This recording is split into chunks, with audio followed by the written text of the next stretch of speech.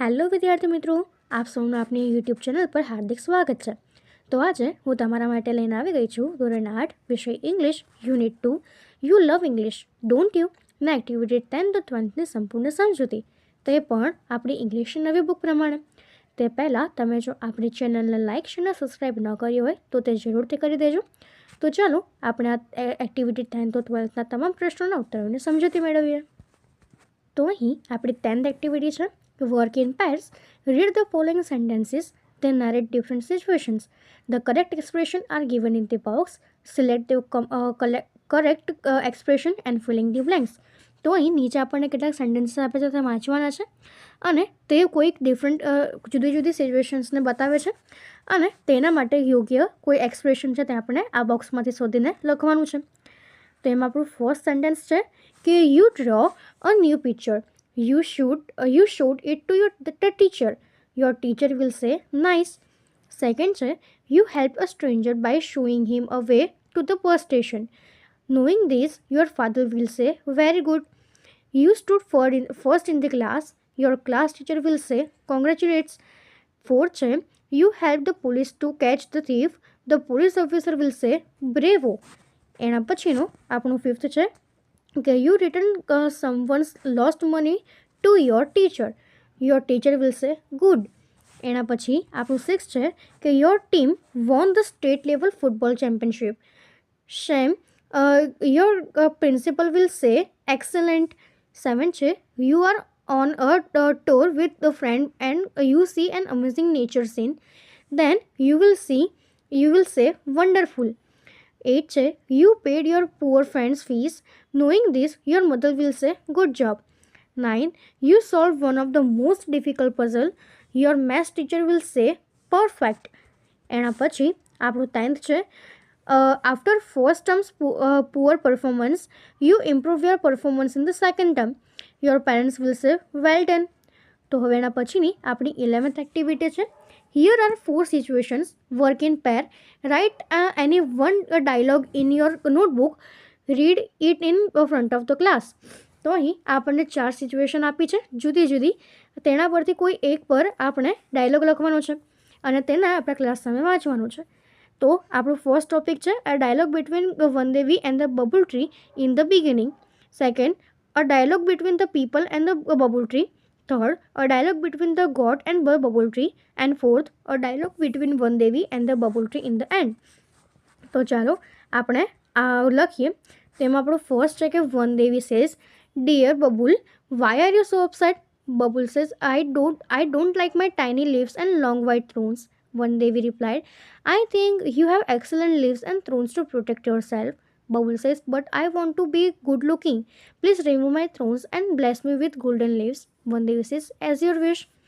એના પછી સેકન્ડ છે કે people says look at the wonderful tree. It has golden leaves. Let us pluck them.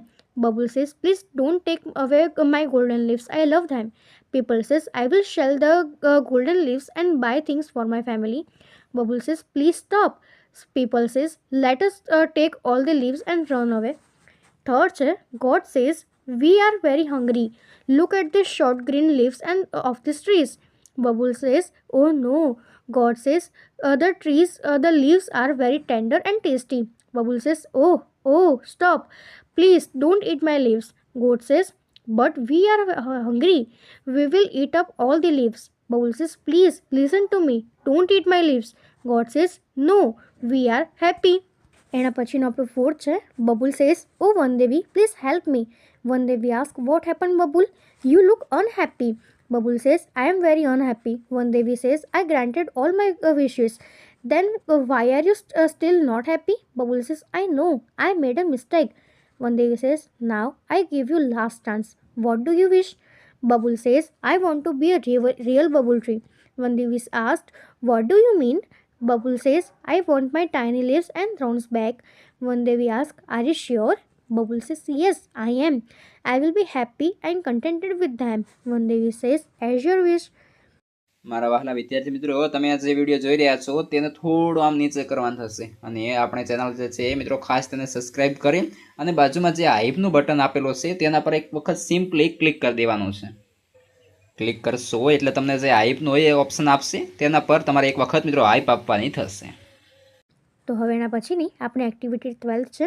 Make a list of various plants and trees, collect information about them with their photographs, put your information in the given table.